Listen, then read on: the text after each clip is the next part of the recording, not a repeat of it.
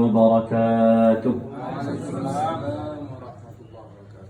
السلام عليكم ورحمة الله وبركاته. عن أبي موسى الأشعري رضي الله عنه عن النبي صلى الله عليه وسلم قال: مثل الذي يذكر ربه والذي لا يذكر ربه مثل الحي والميت. Abu Musa al-Ash'ari, may Allah be pleased with him, reported the Prophet Muhammad sallallahu alaihi wasallam said, the similitude of the one who remembers his Rabb and the one who does not remember him is like that of the living and the dead. Baik, Bapak Ibu dimuliakan Allah Subhanahu wa taala, dari hadis tersebut Rasulullah sallallahu alaihi wasallam menjelaskan kepada kita betapa pentingnya mengingat Allah.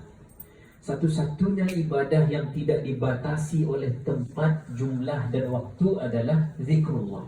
Allah Subhanahu wa taala berfirman, A'udzu billahi minasyaitonir rajim.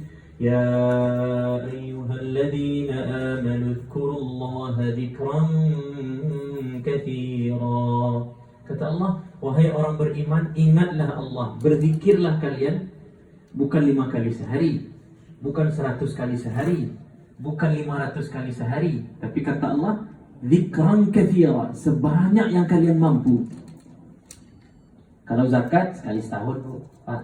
Kalau salat 5 kali sehari. Puasa yang wajib sekali setahun. Haji sekali seumur hidup.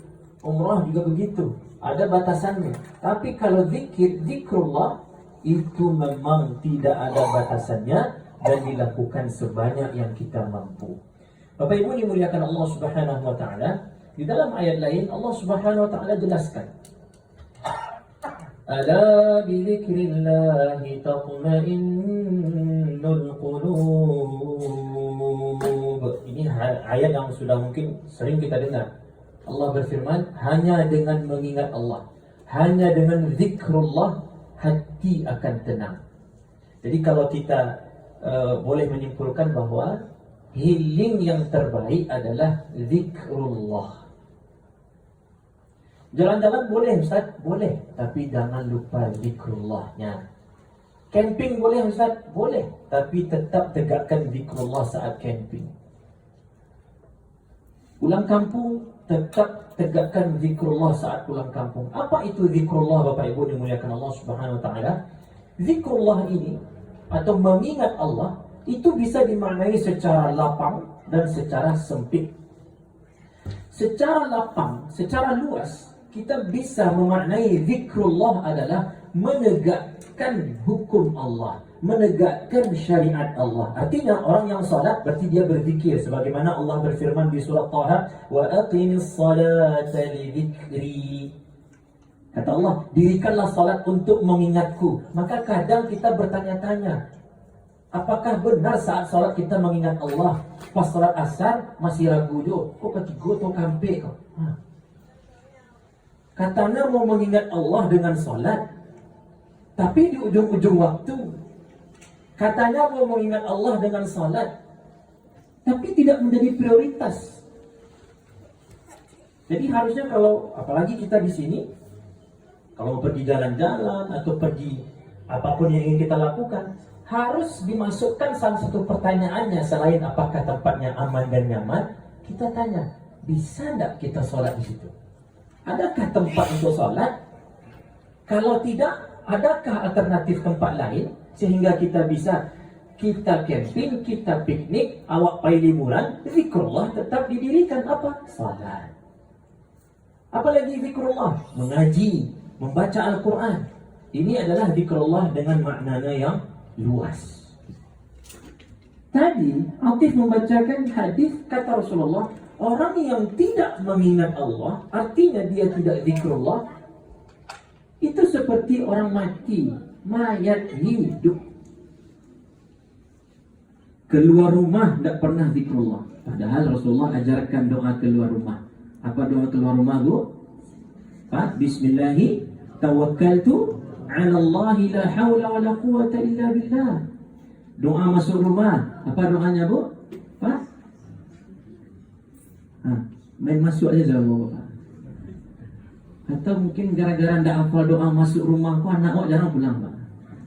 Mak kok ndak pulang-pulang, ndak hafal doa masuk rumah. Nah, ini memang mengherankan juga. Agaknya tahun kemarin sudah kita sampaikan. Dimanapun, kalau di Padang begitu, ditanya apa doa keluar rumah, semua tahu, semua hafal lah. Bismillah tawakkaltu. Sebab kan waktu kayak malala itu kan hafal doa. Doa untuk pulang, ada assalamualaikum saat masuk rumah, ya itu ada masuk rumah. Tapi doa masuk rumah jarang yang hafal, 1-2 yang hafal. Kalau ada yang hafal dapat tumbler, ada bu. Tidak boleh tanya Syekh Google, tidak boleh. Doanya adalah Bismillahi walajna wa Bismillahi kharajna wa ala Rabbina tawakkalna. Itu zikrullah. Ketika makan, jadilah kita orang yang mengingat Allah. Jangan makan seperti mayat hidup. Maksudnya apa? Makan tanpa mengingat Allah itu seperti mayat hidup yang sedang makan, zombie yang sedang makan. Artinya tidak ada keberkahan dari makanan yang dia makan. Bagaimana cara zikrullah saat makan? 1, mulai dengan basmalah. 2, ikuti adab-adabnya. Makan dengan tangan kanan, ambil yang dekat-dekat. Orang Minang pun kan melarang, istilahnya menjambak, tak boleh. Itu memang adab dari Rasulullah. Apa kata Rasulullah? Ya ghulam, sammillah wa kul biyaminik wa kul mimma yalik. Kata Rasulullah kepada anak-anak. Ini memang pendidikan dasar Rasulullah berikan kepada anak-anak. Wahai anak kecil, kata Rasulullah, makanlah dengan mengucapkan basmalah, kemudian dengan tangan kanan, dan makan yang dekat-dekat darimu saja. Nah, kalau kita diajarkan, kok memang ada yang dia udah buat, kan boleh minta tolong. Tentu dengan adabnya juga. Kita jaga adabnya dan kita mulai dengan mengingat Allah, berarti kita makan sebagai orang hidup, yaitu orang yang berzikir kepada Allah Subhanahu wa taala. Ini zikir dengan makna yang luas. Masuk masjid, kaki kanan baca doa. Itu sudah ada di situ. Allahumma inni as'aluka bismillah wassalatu wassalamu ala Rasulillah. Allahumma inni Allahumma aftahli abwaba rahmatik. Masuk masjid, keluar masjid, Allahumma inni as'aluka min fadlik. Itu zikrullah. Jadi jangan kita datang ke masjid ini seperti mayat. Kenapa? Main masuk saja. Boleh di tangga muntah sama kawan, ibu sama ibu apa sama apa, atau di telepon. Nah, sampai di pintu masjid kan kita anggap ni rumah Allah di sini, kita anggap. Kita di sini solat, kita sujud rukuk di sini, kita bacakan ayat-ayat Allah di sini, kita muliakan surau ini Bapak Ibu. Berarti ini adalah tempat yang suci insya-Allah. Itu yang kita yakini. Alah sampai di pintu main masuk aja, melangkah. Jadi kita masuk seperti zombie masuk surau. Cuma bedanya kalau yang bapak-bapak zombinya pakai peci, yang ibu zombinya pakai make up. Itu sih bedanya Bu. Jangan jadi zombie. Gimana caranya? Zikrullah. Kita harus konsentrasi masuk masjid. Bismillah, kaki kanan Allah muftahli wa rahmati. Kita jadi orang hidup. Jadi kalau boleh kita bahasakan dengan zikrullah, hidup jadi lebih hidup. Tanpa zikrullah kita bagaikan mayat hidup. Alhamdulillah. Itu makna yang lapang. Makna sempitnya zikrullah itu Bapak Ibu dimuliakan Allah adalah mengucapkan beberapa zikir-zikir tertentu yang sudah diajarkan. Dalam sebuah hadis, mungkin Bapak Ibu juga sudah pernah mendengar, ada sahabat mengadu kepada Rasulullah SAW tentang curhat para sahabat Bapak Ibu, pastinya tentang kekalahan mereka dalam hal meraih pahala. Ya Rasulullah, si fulan pahalanya banyak, kami sakit. Nah, itu yang menjadi kegundahan mereka. Walaupun mungkin ada sahabat yang punya masalah ekonomi, karena banyak sahabat yang miskin. Ada mungkin sahabat yang punya masalah keluarga, perceraian terjadi di masa sahabat. Tapi mereka tidak banyak mencurhatkan hal-hal dunia kepada Rasulullah SAW. Yang mereka curhatkan adalah, ya Rasulullah, si fulan dapat pahala lebih banyak daripada saya tidak rela. Lalu Rasulullah ajarkan, ucapkan subhanallah 33 kali, alhamdulillah 33 kali, Allahu Akbar 33 kali setiap selesai salat wajib. Itu jumlahnya berapa Ibu? 99 ya Pak? Digenapkan menjadi 100 dengan dua cara. Satu dengan la ilaha illallah wahdahu la syarikalah, atau Allahu Akbarnya 34 kali. Ya, itu pendapat sebagian ulama. Itu boleh saja. Saya tidak hafal Ustaz, saya belum hafal la ilaha illallah wahdahu la syarikalah. Ya sudah, Allahu Akbarnya 34 kali boleh? Boleh.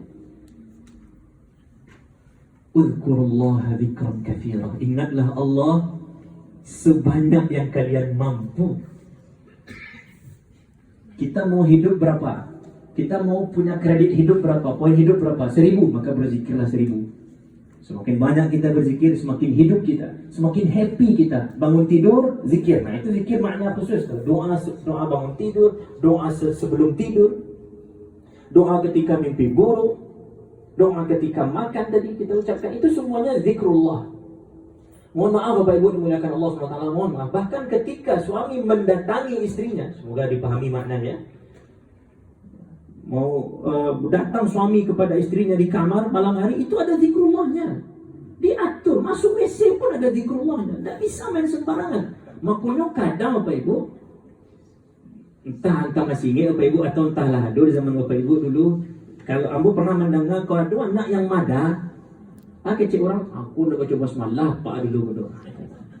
Nah, berarti dia tahu bahwa sesuatu yang tidak dimulai dengan zikrullah hasilnya begitu. Walaupun tidak ada yang menjamin, yang namanya anak ya, yang aktif dan segala macam. Jadi Bapak Ibu dimuliakan Allah SWT, mulailah dengan zikrullah agar kegiatan kita hidup, agar aktivitas kita hidup, keluarga kita hidup. Bahkan bahaya kalau kita lupa zikrullah Bapak Ibu. Rasulullah mengatakan termasuk adab masuk rumah itu membaca salam. Berarti membaca salam ketika masuk rumah itu zikrullah walaupun rumah sendiri. Ya, kalau rumah bos tidak perlu baca salam, baca salam. Karena kalau kita tidak baca salam ketika masuk rumah, itu syaitan ikut masuk. Dan syaitan umumkan kepada teman-temannya, kemarilah ada tampik nginap gratis. Kalau tidak baca salam, termasuk ketika kita makan di rumah, tidak baca basmalah, syaitan umumkan kepada teman-temannya, kemarilah ada makanan gratis. Maka ibu-ibu bapak-bapak, kalau masuk rumah, baca salam. Mau tidak ada orang di rumah Ustaz? Gimana cara baca salamnya? Diajarkan oleh Ibn Abbas, sepupu Nabi Muhammad SAW. Kalau kita masuk rumah kosong, rumah tidak ada orang. Mungkin sebagian ibu-ibu bapak sekeluarga datang ke surau, kosong rumah ya. Nah, nanti pulang masuk rumah baca salam, masuk kaki kanan baca salam. Gimana salamnya? Assalamu alayna wa ala ibadillahis salihin. Dia nak menjawab ikut Ustaz. Anda ada yang camil ibu bapak. Waalaikumsalam. Anda ada bapak. Yang camil.